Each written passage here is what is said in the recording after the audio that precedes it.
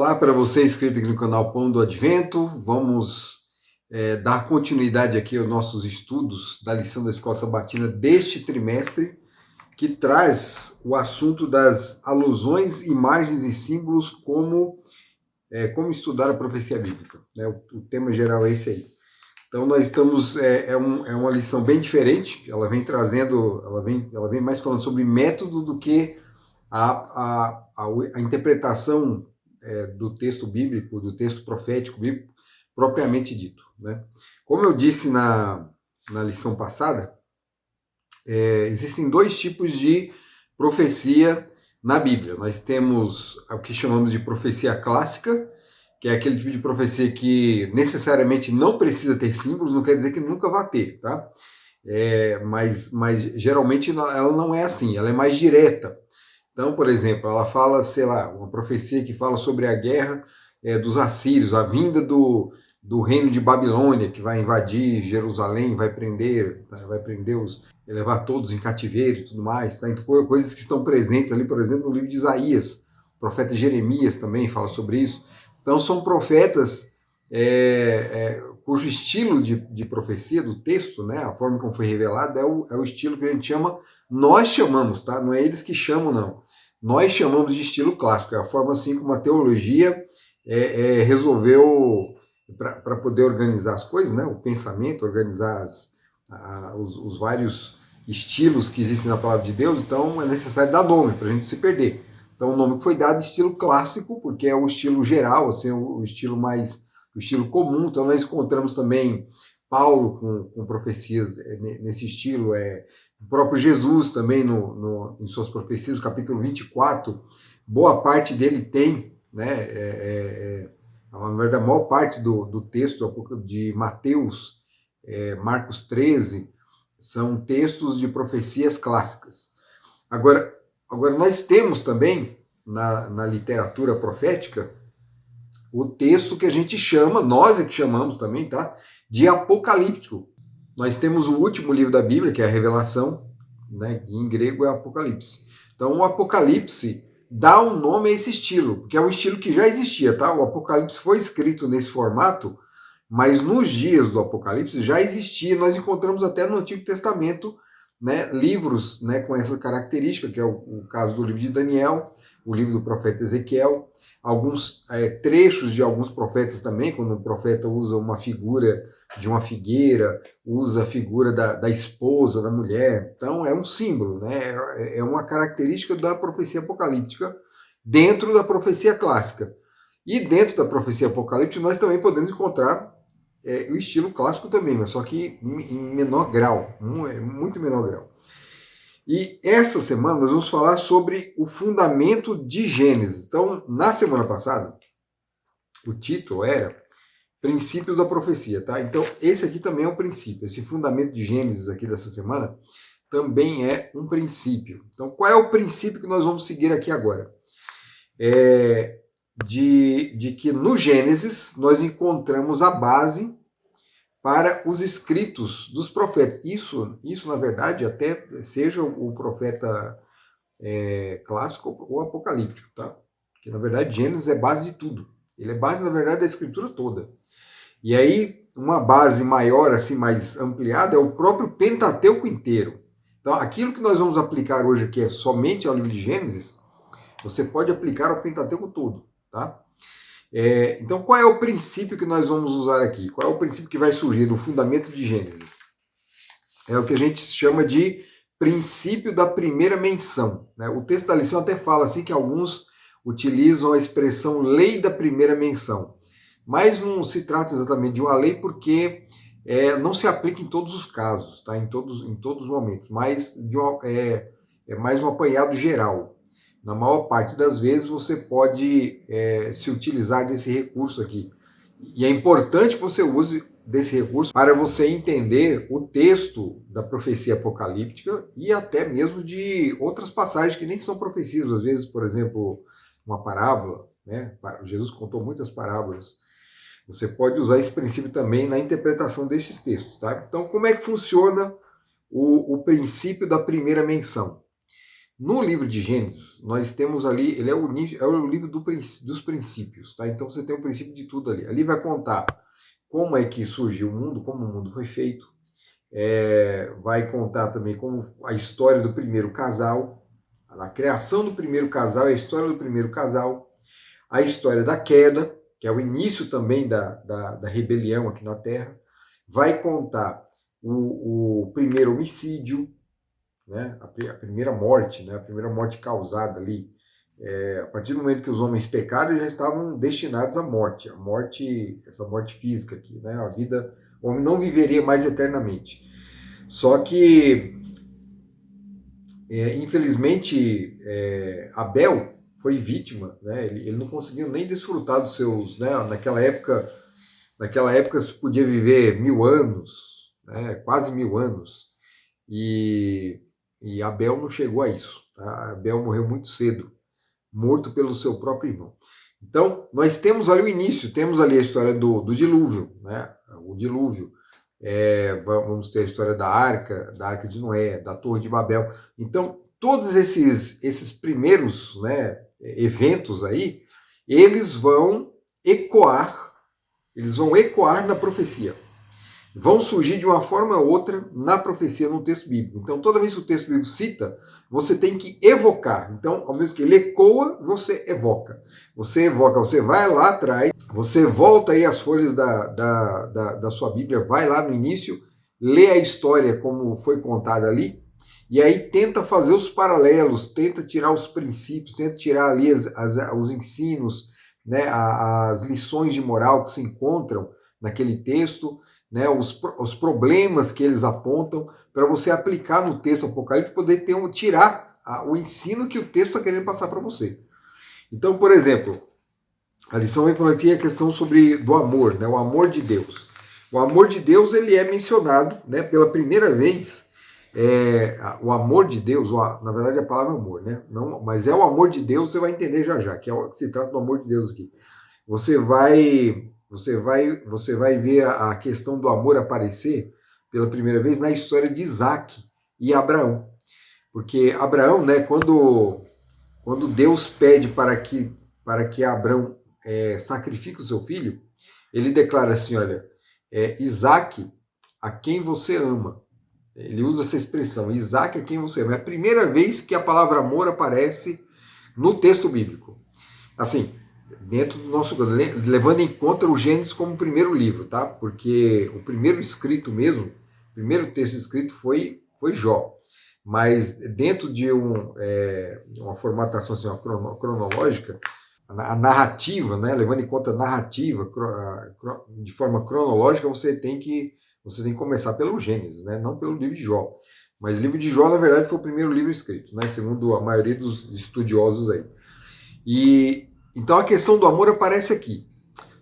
Mas aí o que tem a ver o amor de Deus aqui? Porque a gente está falando do amor de Deus, né? Onde está o amor de Deus? Na verdade, o texto vai usar toda essa história de Isaac e de Abraão para falar justamente do amor de Deus. O amor de Deus. Porque Abraão, quando foi pedido a ele que ele entregasse o seu único filho, e na verdade não era o único, né? Porque ele tinha Ismael, mas o texto trata dessa forma, né? O único filho, porque ele é o filho da promessa, o filho a quem ele amava, não que ele não amasse Ismael, né? Ele gostava de Ismael também, mas esse era o filho mais esperado, e esse aqui era o primogênito da promessa. Ele entregou toda a sua vida, né, em função dessa esperança aqui.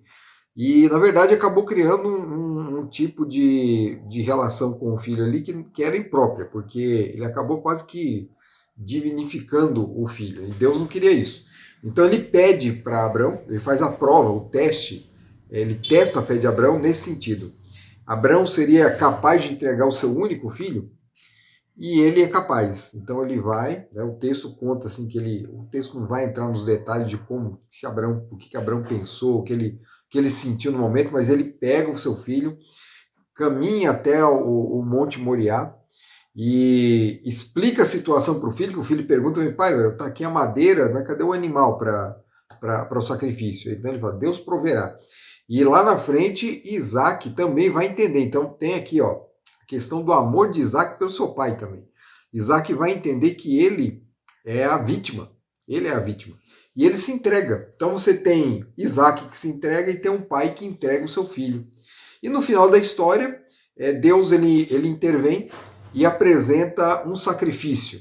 E aí surge a figura também, uma outra figura, que não é exatamente a primeira menção, tá? É como se fosse, mas não é exatamente a primeira menção, do animal. O animal que vai ser sacrificado.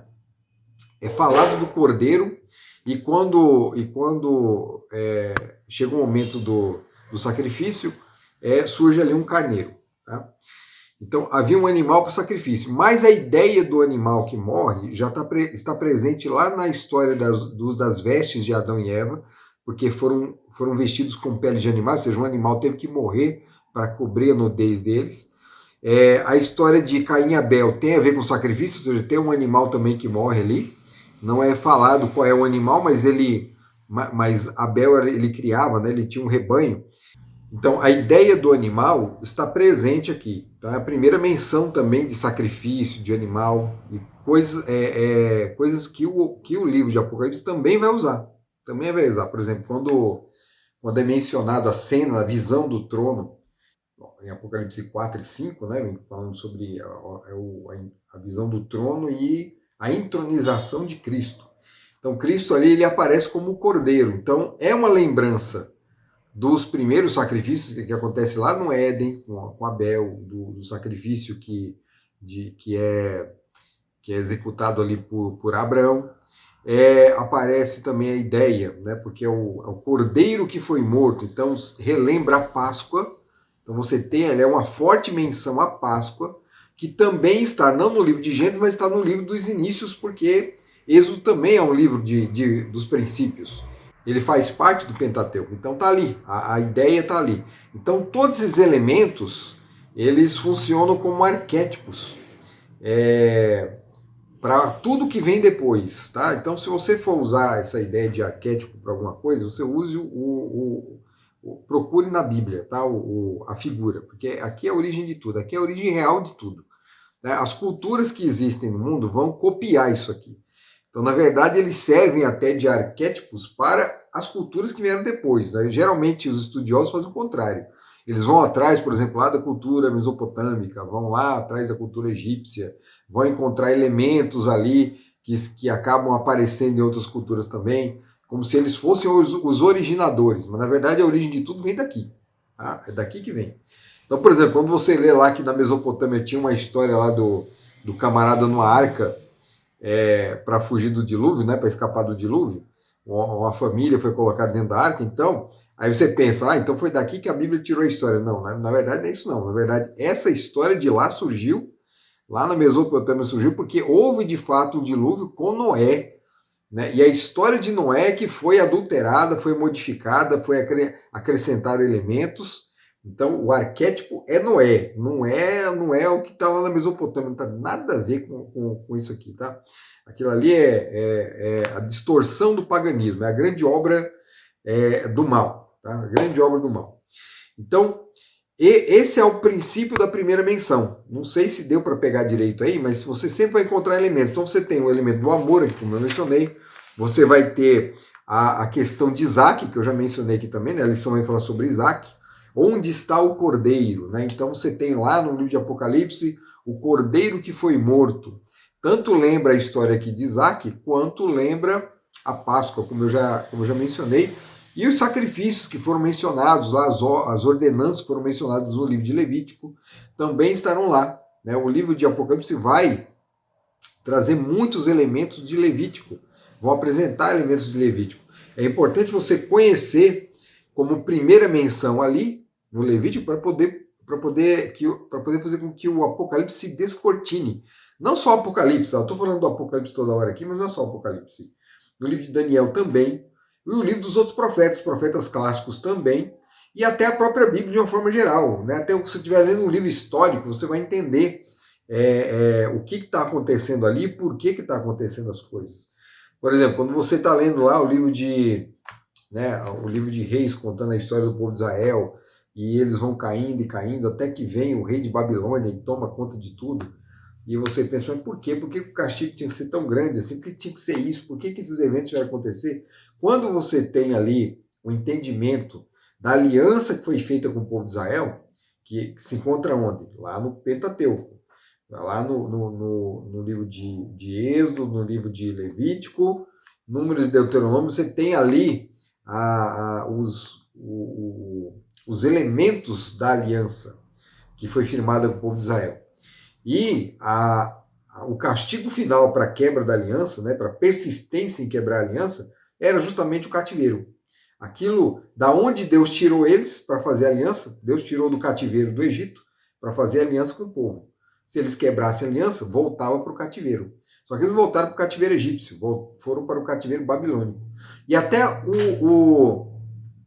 Babilônia também, ela também se encontra lá no Gênesis. A história da Torre de Babel é a história da Babilônia, é o início da Babilônia. Então você tem a Babilônia presente na história do povo de Israel dali em diante. Dali em diante. A gente pode dizer até que antes, porque os povos que deram início ali à construção, os povos rebeldes, vieram da geração rebelde, que surgiu ali de Noé.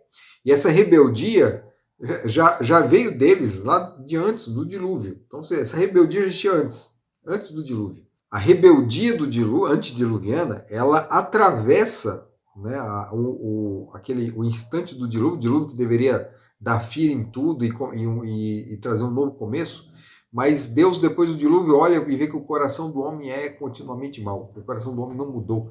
Então, aquilo que havia antes continua lá no coraçãozinho do homem. E ele vai continuar. Isso aí vai se materializar na construção da Torre de Babel. A construção da Torre de Babel é um símbolo da rebeldia do homem, da rebelião contra Deus. E essa rebelião, ela vai aparecer nos textos proféticos. O cativeiro babilônico real vai acontecer ali com o povo de Judá na Babilônia.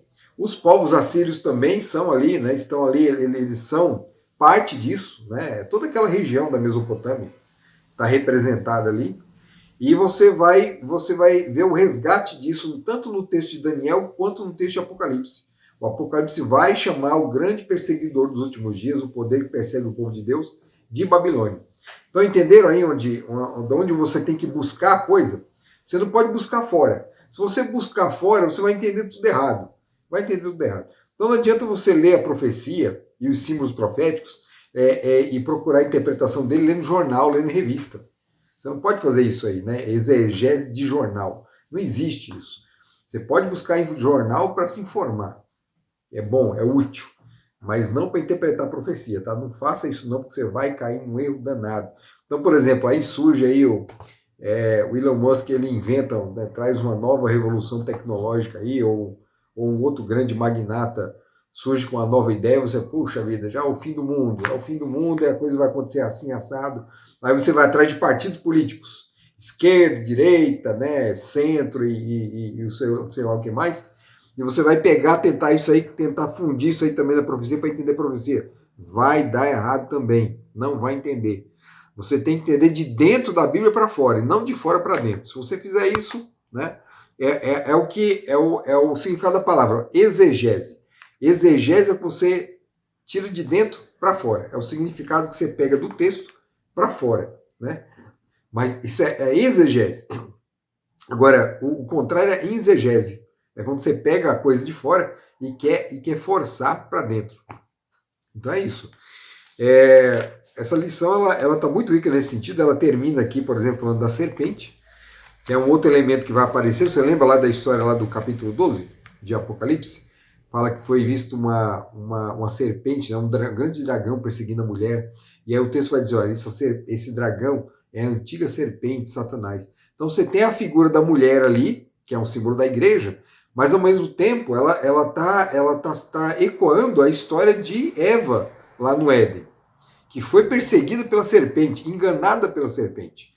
A perseguição da serpente aqui no Apocalipse, então, não é só uma perseguição no sentido de morte, sabe? Ela inicia assim, ela inicia a história desse jeito. Mas o objetivo da serpente não é só perseguir e matar, é perseguir e enganar também, assim como aconteceu no Éden. Lá no Éden houve engano e morte, E aqui no Apocalipse tem morte e engano. Tá? A igreja vai ser enganada. É isso que o texto está querendo dizer. Olha, essa igreja vai ser enganada. O diabo aqui, o grande perseguidor, ele é o grande mentiroso, é o pai da mentira. Ele vai enganar a igreja. Ele vai enganar. O texto está querendo dizer isso aí. Tanto é que no Apocalipse 12 vai terminar o texto assim, olha, ele persegue a mulher, mas vai fazer guerra ao restante da semente da mulher. Cadê a mulher? Desapareceu. Né? Ela foi fazer guerra com o restante. Ou seja, a ira dele era tão grande contra a mulher, o que aconteceu com a mulher? Aí lá em Apocalipse 17 você vai encontrar essa mulher totalmente depravada, porque ela foi enganada pela serpente. Tá vendo como é rico o texto quando você faz as ligações certas? Quando faz ligação errada, entende tudo errado, tá?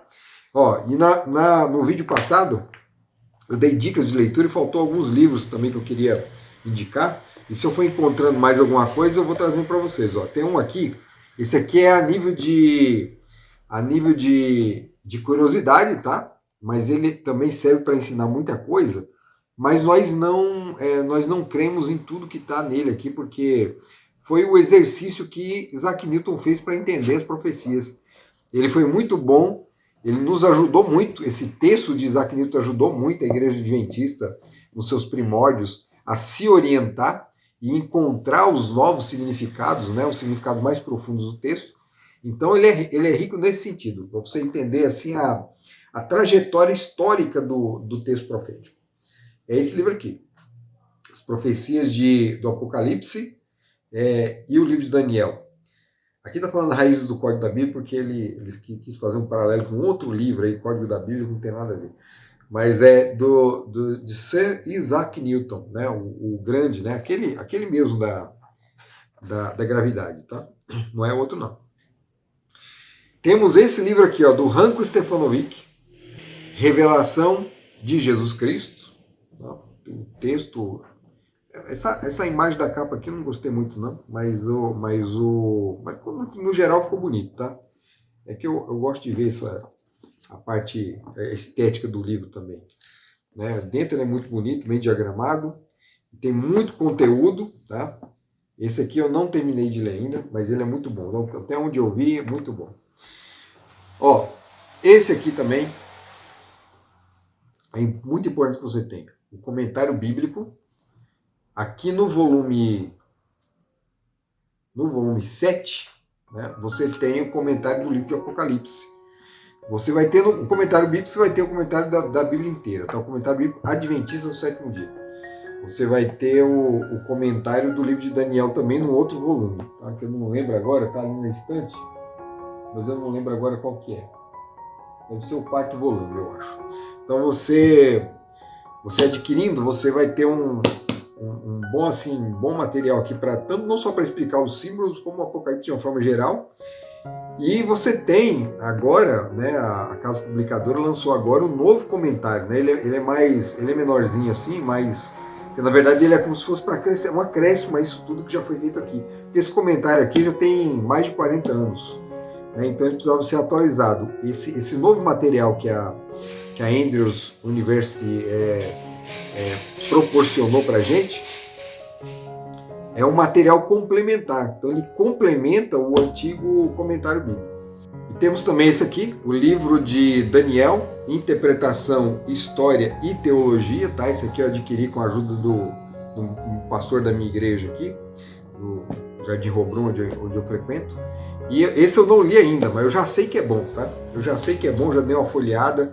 Né? São vários autores aqui que escreveram assim, um material acadêmico, né? A leitura dele é mais densa, muito bom, tá? Excelente. Ele não é um livro para explicar símbolo, tá? É um livro para explicar o Apocalipse, o livro de Daniel e a sua trajetória, né, de interpretação e história dentro da teologia adventista do sétimo dia, tá certo? Então essas são as dicas e aqui está o manual de estudo. Se você não adquiriu, dá tempo ainda, você pode procurar lá você pode encontrar esse texto também no site CPB+.